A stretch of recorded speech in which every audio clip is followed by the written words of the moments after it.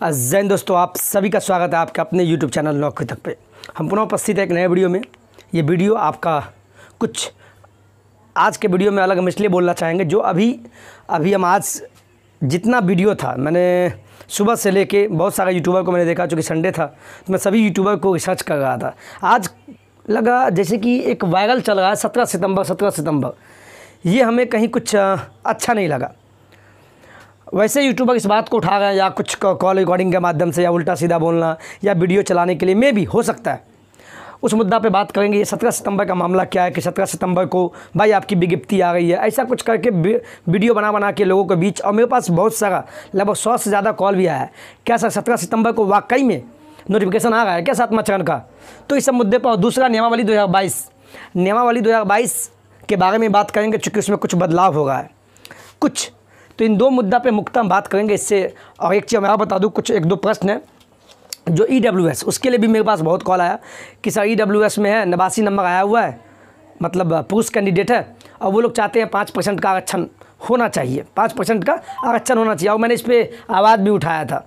और बिल्कुल जो उस लायक है और होना भी चाहिए, जो जिस वर्ग में है उनको मिलना चाहिए भाई, सीधी सी बात है। ऐसा मैं इसलिए नहीं बोल रहा हूँ किसी जाति किसी भी, मैं यहाँ पे हूँ तो आवाज़ उठाऊँगा, लेकिन कहीं से ये नहीं है आप देगा तो सरकारी शिक्षा बहाली से मतलब शिक्षा विभाग जो है वही देंगे आपके। तो उसी संदर्भ में आज बात करने वाले हैं और कुछ एज रिलैक्सेशन पर भी बात करेंगे। चलिए आते हैं आप मुद्दा पे। 17 सितंबर क्या सच है, ये मामला क्या है? अभी क्या हुआ है, हम दिन भर में देख रहे थे आज कि नोटिफिकेशन का हल्ला कर दिया गया है कि 17 सितंबर को नोटिफिकेशन आ रहा है। तो मैं आपको बता दूं ये बिल्कुल गलत है। आपको लगता है क्या आपको नेताजी बोल देंगे कि आप 1 महीना बाद विद्यालय में होंगे? ऐसा हो सकता है क्या? आप ही बताइए। सब बेवकूफ़ बनाने के लिए किया जाता है कि कैसे भी विद्यार्थी लोग या अभ्यर्थी लोग को शांत किया जाए। कल देख लिए होंगे ललन सिंह बोल दिए, जिनका जुबान फिसल गया कि यह पोस्टर बैनर नीचे करो मधुबनी के फूलपास वाला मामला पे। तो ये लोग चाहते हैं कि मामला को शांत करें नेता लोग, कोई भी। और किसी नेता नगरी पे विश्वास नहीं करना है। इतना दिन से तो वही देख रहे हैं, 3 साल 4 साल, क्या बहाली आ गया? नहीं आया। तो कहने का मतलब हुआ कि कोई नेता पे विश्वास नहीं करना जब तक कि लिखित रूप में नहीं आवे। यानी 17 सितंबर का जो बात है वो बिल्कुल निराधार है, गलत है। हाँ, लेकिन इतना फिर हम कहेंगे चूँकि वीडियो को लंबा नहीं करना है, चूँकि जैसे ही लंबा होता है तो हो सकता है आप लोग को मन नहीं करता होगा, फिर दूसरे वीडियो पर चले जाते हैं आप लोग। 17 सितंबर का बात गलत है। हाँ, लेकिन इतना अवश्य कहेंगे कि इस महीना के लास्ट तक आपको नोटिफिकेशन यानी ज्ञापन देखने को मिलेगा। 7वां चरण का ज्ञापन, या प्राथमिक हो या स्टेट हो, कुछ भी हो, लेकिन ज्ञापन आपको देखने को मिलेगा। अब आते हैं नियमावली 2022 के बारे में। मैं आपको बता दूं, इससे पहले जो बहाली हुआ 6ठा चरण, जिसका 10 तारीख को लास्ट हो गया, अब 6ठा चरण समाप्त हो चुका है। तो उसमें जो बहाली हुआ था वो नियमावली 2012, नियमावली कौन था? नियमावली 2012 पे उसमें बहाली हुआ था, ठीक है। और ये 2022 क्या नियमावली? तो 2012 के बाद 2020 नियमावली बना, उसी को संशोधन करके लाया गया नियमावली 2022, जिसका हल्ला अभी चला हुआ है कि 60-40 यानी 60 और 40 के रेशो में बहाली इस बार होगा। ऐसा आप लोगों को भी पता है, लेकिन सच्चाई क्या है? चूँकि हम ये भी अभी कहेंगे कि अभी तक तो नियमावली ये भी मार्केट में हवा है, लेकिन जब तक लिखित रूप में, जब तक अपर मुख्य सचिव का साइन होकर नहीं आएगा तो आप या मैं क्यों मानूँ। लेकिन जहाँ तक लगता है नियमावली 2022 ही रहेगा, लेकिन उसमें कुछ संशोधन किया जाएगा। जैसे हो गया आपको एज रिलैक्सेशन। कुछ अभ्यर्थी बोलते हैं सर 18 साल होना चाहिए न्यूनतम उम्र, यानी 1 to 5 के लिए 18 और 6 to 8 के लिए 21 होना चाहिए, जो कि 6ठे चरण में दिया गया था। ऐसे अभ्यर्थी का मांग है, तो हो सकता है उसमें सुधार हो। और मैंने इस पर बोला भी है, बिल्कुल 1 to 5 में मिनिमम 18 साल देना चाहिए, और मैक्सिमम जो है उस पर मैं बाद में आऊँगा। कुछ अभ्यर्थी का था, उनके लिए मैंने बोला। तो और EWS का मामला है। कुछ अभ्यर्थी बोलते हैं EWS 5% आरक्षण मिलना चाहिए हमको भी, जैसे महिला को मिला है। जनरल या EWS महिला है, उनको 82 पे, यानी सीटेट या बीटेट में 82 मार्क्स भी है, तो उनको बिहार के शिक्षक बहाली में एलिजिबल है। 82 मार्क्स पे जनरल या EWS जो महिला वो बिहार के शिक्षक बहाली में एलिजिबल है, ठीक है। तो उसी प्रकार लड़के लोग का भी मांग है जो EWS में आते हैं, ठीक है। अपना अपना मांग है, अधिकार है, मौलिक अधिकार है। तो ऐसे मुद्दा है। तो नियमावली 2022 में उसका जो ड्राफ्ट होता है, क्या होता है, नियमावली जब भी पब्लिश किया जाता है, जो भी आपका नियमावली है जो मार्केट में आएगा, उससे पहले क्या होता है, बिहार सरकार का भी एक अपना अटॉर्नी जनरल होता है, मतलब उनका भी एक वकील होता है। प्रत्येक राज्य का एक अपना वकील मतलब सरकार की तरफ से। तो उनको क्या हुआ, जो शिक्षा विभाग है नियमावली 2022 उनको भेज दिया, यानी ड्राफ्ट के रूप में, इनको चेक कीजिए, नहीं तो भविष्य में हो सकता है कोई उस पर केस कर दे, ये हो जाए या बहाली फंसा दे। बहुत सारा मामला जो छठे चरण में देखने को मिला वो इस बार के 7वें चरण में नहीं देखने को मिले। इसीलिए शिक्षा विभाग 2022 नियमावली को अच्छे से ड्राफ्ट बना के अपने सरकारी मतलब वकील जो उनको भेजे हैं, चेक कर लीजिए। भविष्य में अगर केस भी हो तो हम लोग इससे लड़ सके। जैसे आपको चले बीटेट पे बात नहीं करना चाहिए, लेकिन जैसे बीटेट वाला ने भी केस किया था तो खारिज हुआ कि नहीं हुआ? क्यों? सरकार टाइट था, उन्होंने साफ बोला मैं सीटेट के आधार पर बहाली लूँगा। सीधी सी बात है। इससे बिहार सरकार को भी फायदा है। कैसे? चूँकि इससे बजट यानी कम से कम 2 को 5 करोड़ रुपया बच जाएगा। आप उनका फ़ायदा है तो भाई वही सोचेंगे, हमको जो फ़ायदा होगा हम सोचेंगे, आपको जो फ़ायदा होगा वो सोचिएगा। हम मेरे वीडियो से अगर मुनाफा है, फ़ायदा है तब ना देख रहे हैं। उसी प्रकार बिहार सरकार को अगर 2 रुपया बच रहा है तो क्या दिक्कत है? इसीलिए वो बीटेट नहीं लिया, इसीलिए सीटेट को मौका देके बहाली लेगा। अच्छी भी बात है, और सीटेट प्रत्येक साल होता भी है। उसी प्रकार नियमावली में कुछ बदलाव होगा, लेकिन आप लोग घबराएं नहीं। जो भी कुछ होगा वो जब बन के आएगा तो मैं आपको अपने चैनल के माध्यम से बाकायदा डिजिटल बोर्ड पे अच्छे से PDF को समझा के आपको हम बताएंगे। लेकिन आप लोग रिलैक्स रहिए, टेंशन नहीं कीजिए। EWS वाले को भी बोलेंगे कि आप लोग भी परेशान हो गए हैं और उल्टा सीधा हमें नहीं कि हम ये हो जाएगा वो कर देंगे ये वो, तो परेशान नहीं हो आपकी मांग को तो मैंने रखा है कि 5% आरक्षण मिलना चाहिए, बिल्कुल मिलना चाहिए। तो देखिए बात वहाँ तक पहुँच गया सचिवालय में, शिक्षा विभाग में, और सुधार हो के आप लोग के लिए मौका आवे। और बात फिर हम बोलना चाहेंगे किन के लिए, उम्र जो कुछ अभ्यर्थी है वो एज रिलैक्सेशन पर बात की है, उनका भी कुछ क्वेश्चन ले लेते हैं। चूँकि हम सभी का क्वेश्चन देखिए कैसे लिखते हैं, देखिए आप लोग के लिए कितना मेहनत करते हैं। यहाँ देखिए मैं लिखता हूँ सभी के कमेंट को लिखने के बाद, ऐसा नहीं है, आपके सभी कमेंट को मैं देखता हूँ, उसका एक वीडियो लाता हूँ। तो क्या था, यानी मैं फिर से बोल रहा हूँ, अभी जो नियमावली में देखिए मेरे पास नियमावली भी है, देखिए तब मैं बोलता हूँ। तो आप लोग घबरा गए, चूँकि अभी के नियमावली में दे दिया 21 वर्ष न्यूनतम, 21 वर्ष ये न्यूनतम बोला गया है, 21 वर्ष। लेकिन मैं आपको क्लियरिफिकेशन कर दूँ, जब भी नोटिफिकेशन आएगा बहाली का तो उसमें वहाँ बताया जाएगा कि 1 to 5 का जो शिक्षक बनेंगे तो उसमें न्यूनतम कितना होना चाहिए, न्यूनतम। लेकिन छठे चरण में क्या था, न्यूनतम उम्र फिर से हम बोल रहे 18 साल था, और 6 to 8 के लिए न्यूनतम कितना था शिक्षक बनने के लिए, 21 साल था, 21 वर्ष था। लेकिन अभी जो नियमावली आया है 7वां चरण जो जिस पे होगा, उसमें सीधे लिख दिया है, क्या लिखा है सुन लीजिए। नियुक्ति वर्ष की 1 अगस्त को अभ्यर्थी की न्यूनतम आयु 21 वर्ष एवं कोटिवार अधिकतम आयु सीमा वही होगा जो राज्य सरकार यानी सामान्य प्रशासन विभाग के द्वारा समय समय पर विहित किया गया हो। इस नियमावली के प्रवृत्त होने के पूर्व केंद्र अथवा राज्य सरकार द्वारा आयोजित शिक्षक पात्रता परीक्षा में उत्तीर्ण अभ्यर्थीगण को इस नियमावली यानी जो 2022 जो नियमावली है, इस नियमावली के प्रवृत्त होने के बाद नियुक्ति के प्रथम समयवार में अधिकतम आयु सीमा में 10 वर्ष की छूट भी दिया गया है। कुछ अभ्यर्थी लोग पूछते हैं कि जनरल वाले को अधिकतम उम्र कितना छूट दिया जाएगा, कोई OBC वाले पूछ रहा है, तो मैं उस पर भी आऊँगा। 10 वर्ष का सभी जो भी कोटिवार है, जनरल हो, EWS हो, SC ST OBC EBC BC2 सभी को 10 वर्ष का अधिकतम में छूट दिया गया है। लेकिन न्यूनतम का क्लियरिफिकेशन नहीं किया है, बस लिख दिया 21। लेकिन इससे पहले जो बहाली हुआ छठा चरण, जो बहाली 2012 नियमावली पे हुआ था, उसमें नियमावली में लिखा था क्या कि मूल कोटि 1 to 5 को कौन शिक्षक बोलते हैं, मूल कोटि। तो उस नियमावली में लिखा था मूल कोटि का न्यूनतम उम्र 18 साल, और इसको बोलते हैं स्नातक। 6 to 8 के जो शिक्षक बनेंगे तो इसको बोलते हैं स्नातक शिक्षक, स्नातक ग्रेड शिक्षक। तो स्नातक के लिए न्यूनतम कितना बोला, 21 वर्ष। ये पहले वाली बहाली में हुआ था, लेकिन अभी जो नियमावली है उसमें क्लियरिफिकेशन नहीं है। इसीलिए मैं बोल रहा हूँ जो अभी नियमावली में कुछ बदलाव होने वाला है, जिसका ड्राफ्ट बना के भेज दिया गया है। तो जो भी नियमावली बन के आएगा, मुझे उम्मीद है उसमें भी देखिएगा न्यूनतम 1 to 5 का 18 साल ही रहेगा, देखिएगा ऐसा होगा। और 6 to 8 का शिक्षक बनने के लिए 21 वर्ष दिया जाएगा, वो सब क्लियरिफिकेशन होगा, आप नहीं घबराएं। हम फिर से बोलेंगे, अब अधिकतम उम्र की बात बता दें आपको हम, जो फिर भी हम बता देते हैं, देख लीजिए। आप लोग वीडियो से भाग जाते हैं, भागिए नहीं, अंत तक बने रहिए। अब देखिए अधिकतम के लिए कुछ अभ्यर्थी लोग प्रश्न पूछे, देखिए आप लोग के लिए लिखना पड़ता है, देखिए अपने कॉपी में लिख के तब हम बताएंगे, क्यों, चूँकि हमसे भी गलती नहीं हो। लेकिन आप भी वीडियो में बने रहिए। तो न्यूनतम तो हो गया जो होना चाहिए, जो सुधार के आएगा नियमावली, लेकिन अधिकतम उम्र में कितना छूट दिया गया है सामान्य प्रशासन विभाग के द्वारा, वो देखिए। जैसे मान लीजिए कोई सामान्य पुरुष है, सामान्य पुरुष, ठीक है, इनको कितना दिया जाएगा तो मैं बता दूं, अधिकतम, अधिकतम मैं क्या बोल रहा हूँ, अधिकतम, अधिकतम आयु सीमा, अधिकतम कितना होना चाहिए, कुछ अभ्यर्थी का प्रश्न था तो उनको मैं बता दूं। जैसे सामान्य पुरुष का जो है अधिकतम पहले कितना था, अभी भी वही है, अभी तक तो वही है। सामान्य पुरुष जो है उनको 37 वर्ष है, कितना है 37 वर्ष। और जो नियमावली हम बताए हैं, जो अभी क्लियरिफिकेशन होकर नहीं आया, लेकिन जो फिलहाल अभी 2022 नियमावली जो मार्केट में चल रहा है उसमें अधिकतम क्या बोला है कि 10 वर्ष का भी छूट दिया जाएगा, चाहे कोई भी कोटि विभाग हो, जनरल हो, ओबीसी। तो मान लीजिए जनरल है ये सामान्य पुरुष, तो इनको भी 10 वर्ष का छूट देगा, तो 37 में 10 जोड़ दीजिए, तो यही छूट होके हो जाएगा 47 वर्ष तक।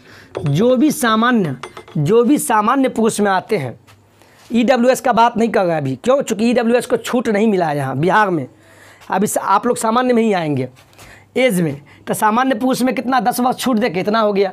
अब मान लीजिए कोई सामान्य महिला है, यानी जनरल महिला, मौत से महिला, उनका कितना था 40 वर्ष था, कितना था, हाँ 40 था, कितना 40 वर्ष है अधिकतम। लेकिन क्या बोले, सभी को 10 वर्ष छूट का मतलब 10 जोड़ दीजिए, यानी 10 साल आपका उम्र बढ़ गया। यानी जो भी महिला सामान्य में आती है और 50 वर्ष तक है, वो सभी महिला एलिजिबल है 50 वर्ष तक बिहार में शिक्षक बनने के लिए। उसी प्रकार आते हैं पिछड़ा वर्ग। पिछड़ा वर्ग में कौन आ गया, अब फिर से बोल रहा, देख लीजिए यहाँ ध्यान से देखिए। पहले ये देखिए, ओबीसी होता है, ओबीसी में 2 भाग, समझाने के लिए बोल रहा है, एक होता है ईबीसी और एक होता है बीसी2। इसको समझिए आप लोग। ईबीसी को बोलते हैं अत्यंत पिछड़ा वर्ग, क्या होता है, अत्यंत पिछड़ा वर्ग, और बीसी2 हो गया पिछड़ा वर्ग। समझ में आ गया, ईबीसी हो या बीसी2 हो, वही हम लिख रहे हैं, यहाँ ध्यान दीजिएगा, ईबीसी हो या बीसी2 हो, बीसी2, ईबीसी यानी अत्यंत पिछड़ा वर्ग या पिछड़ा वर्ग हो। अब उसमें अगर पुरुष आते हैं, ठीक है, तो उनको कितना दिया गया है 40 वर्ष अधिकतम है, लेकिन 10 वर्ष छूट मिलेगा, यानी 10 वर्ष बढ़ जाएगा, तो 10 जोड़ दीजिए, यानी वो भी 50 साल तक शिक्षक बन सकते हैं। कौन, जो भी पिछड़ा वर्ग में आते हैं, पिछड़ा यानी क्या मैंने बोला, जो भी पिछड़ा वर्ग में पुरुष हो, हम फिर से बोल रहे हैं, पुरुष हो तो उनको 50 वर्ष तक बन सकते हैं। छोड़िए, इसको मैं इससे बता देते हैं, आपको कंफ्यूज हो जाएंगे इसे में। ये लीजिए सिंपल, पिछड़ा, जो भी पिछड़ा वर्ग में आते हैं, पिछड़ा वर्ग में पुरुष हो या महिला हो, समझिए सिंपल में, पिछड़ा का मतलब समझ गए, जो भी बीसी2 में आते हैं, ओबीसी के अंदर बीसी2 हुआ, ओबीसी के अंदर जो भी बीसी2 यानी पिछड़ा वर्ग में आते हैं, या पुरुष हो या महिला, उनका अधिकतम कितना है 40 वर्ष, कितना है 40 वर्ष, 10 वर्ष छूट के साथ, यानी वो 50 वर्ष तक शिक्षक बनने के लिए योग्य हैं। अब उसी प्रकार आते हैं किस में, अब आते हैं अत्यंत पिछड़ा, अत्यंत पिछड़ा, उसमें भी क्या पुरुष है या महिला हो। अत्यंत पिछड़ा का मतलब क्या, ईबीसी, अत्यंत पिछड़ा में जहाँ पुरुष हो या महिला हो, उनको कितना दिया गया है, उनको भी दिया गया 40 वर्ष, और 10 वर्ष तो सभी को छूट है, था 10 बढ़ा दीजिए, यानी उनको भी दिया गया 50 वर्ष। समझ में आ गया, ये हो गया पिछड़ा वर्ग या अत्यंत पिछड़ा वर्ग, पुरुष या महिला दोनों का सेम ही है 50। सिंपल में याद कर लीजिए, जो भी ओबीसी में आते हैं पुरुष या महिला, आप ओबीसी के अंदर जो है ईबीसी बीसी2, उनको 50 वर्ष तक शिक्षक बनने के लिए योग्य हैं। इनको पहले नोट कीजिए आप। अब चलते हैं लास्ट, जिसमें भी बहुत कंफ्यूज है, अनुसूचित जाति, जिसको एससी बोलते हैं, अनुसूचित जनजाति जिनको एसटी बोलते हैं, ठीक है। जो भी, फिर से बोल देते हैं, जो भी अनुसूचित जाति में आते हैं, जिनको बोलते हैं SC शेड्यूल्ड कास्ट, उनको कितना चाहिए? उनको चाहिए 42 वर्ष।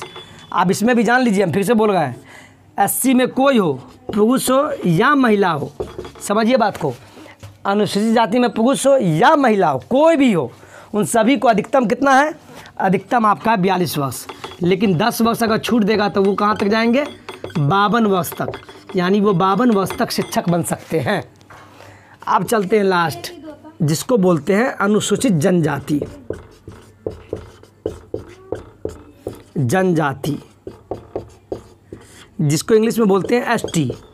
इसमें भी कोई हो, पुरुष हो या महिला, मौ से महिला, ST में कोई हो, पुरुष या महिला, उनको भी कितना रखा गया है? 42 साल अधिकतम।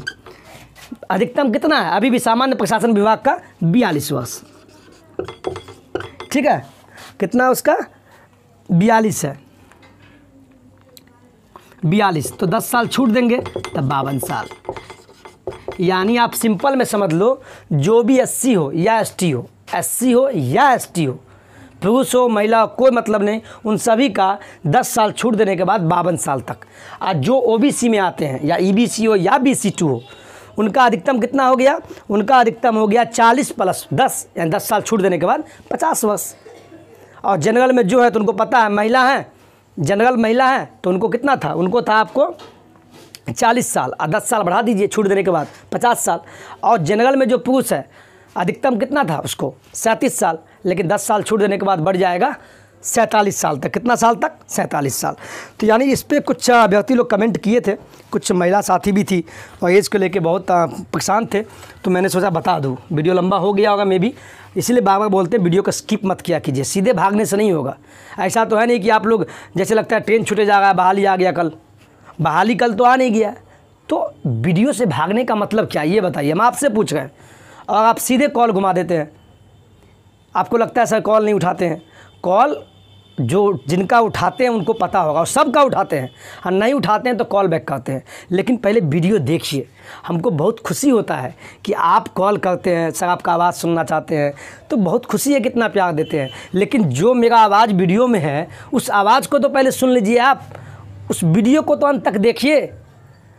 आपका जब हम जवाब ही नहीं दे पाए आपके सवाल का, जो आप सवाल किए कमेंट के माध्यम से, उसी कमेंट को मैं एक वीडियो के माध्यम से बताता हूँ। तो वीडियो अंत तक देखिए, कहीं ना कहीं आपको काम आएगा। तो मेरे पास नियमावली भी है, आप देख सकते हैं, जो मार्केट में अभी घूम रहा है नियमावली 2022, तो अभी आधिकारिक रूप से लागू नहीं है, अभी लागू नहीं है। जब मार्केट में आएगा, कुछ सुधार होके, तो आपके पास भी आ जाएगा और मैं भी बताऊंगा, ठीक है। तो आप लोग निश्चिंत रहें। निगेटिव, हाँ एक और उर्दू अभ्यर्थी जो है, उर्दू वाले अभ्यर्थी 1-2 कमेंट किए, सर 50 नंबर का होना चाहिए 1 to 5 में। हाँ पहले था, लेकिन अभी जो नियमावली है, मैंने क्या बोला, इसमें कुछ बदलाव होगा है, इसीलिए बहाली में कुछ लेट होगा है। लेकिन 20 से 25 दिन में सब कुछ सुधार होकर आपके पास नियमावली देखने को मिलेगा, और साथ में नोटिफिकेशन भी आ जाएगा, तब तो मानिएगा ना। और जैसे नियमावली आएगा, हम आपको बाकायदा स्क्रीन पे, डिजिटल टीवी पे इस PDF फाइल को खोल के, इसको झूम करके वहाँ बताएंगे। उर्दू वाले आप लोग अभी ना घबराएं, सभी लगे हुए हैं, लेकिन पहले 50 पे होता था 1 to 5 में, लेकिन इस बार 100 कर दिया गया है। तो देखिए नियमावली में क्या संशोधन हो के थोड़ा बहुत जो भी होगा आपके सामने आ जाएगा। चलिए ठीक है। और 17 सितंबर का बात गलत है, आप लोग एकजुट रहे, एकता बनाए रखें। जहाँ भी कोई नेतागण जाते हैं, और अपने विधायक से मिलिए, जो भी जिस क्षेत्र में है, अपने विधायक को ज्ञापन सौंपिए कि 7वां चरण प्राथमिक विज्ञप्ति जारी कीजिए, या जो भी अभ्यर्थी है, डरने की कोई ज़रूरत नहीं है, चूँकि आपका ये मांग है और मांग पत्र लेके जाना है। 7वां चरण प्राथमिक विज्ञप्ति जारी कीजिए। ललन सिंह ऐसे नेता का दबाव नेता है, वहाँ से भी मेरे पास कॉल आया, उस जिस क्षेत्र में है वहाँ का अभ्यर्थी कॉल करके बोलते सर उनको दिखा देंगे, आप वोट भी नहीं देंगे हम, बताइए। तो ललन सिंह अच्छी बात है, पद पे है तो बोलेंगे ही, लेकिन अपने मुंह को कंट्रोल कीजिए ललन बाबू, नहीं तो ये समय आपका भी तेजस्वी जी को भी बोलेंगे, इंतजार का मज़ा लीजिए, तो ऐसा ना हो कि आपका भी मज़ा ले। तो आप भी जल्द से जल्द बहाली दीजिए, अभ्यर्थी को खुश कीजिए, आप लोग पॉजिटिव रहिए, किसी का बात नहीं सुनना है, उसी को देखना है, उसी वीडियो को देखना है जिसका वीडियो आपको अंदर से प्रस्फुटित कर दे, मोटिवेट कर दे। बस संघर्ष क्या बोले, संघर्ष लंबा अवश्य होता है, लेकिन जिस दिन मिलता है उस दिन खुशी का मज़ा कुछ और होगा सर। इसलिए निगेटिव में नहीं आना है सर, बिल्कुल नहीं आना है। और मुझे उम्मीद है आप लोग वीडियो देख के मुस्कुराते होंगे, हंसते होंगे, दबा के खाना खाना है, बिंदास रहिए। और फिजिकल फिजिकल एक्सरसाइज करते रहिए, इससे दिमाग भी आपका संतुलन में रहेगा, निगेटिविटी में नहीं आना है। 1-2 दिन जब निगेटिव नहीं सोचिएगा तो अपने आप दिमाग से हट जाएगा। ठीक है, चलिए आज के वीडियो में इतना ही। जय बिहार, जय हिंद, जय भारत।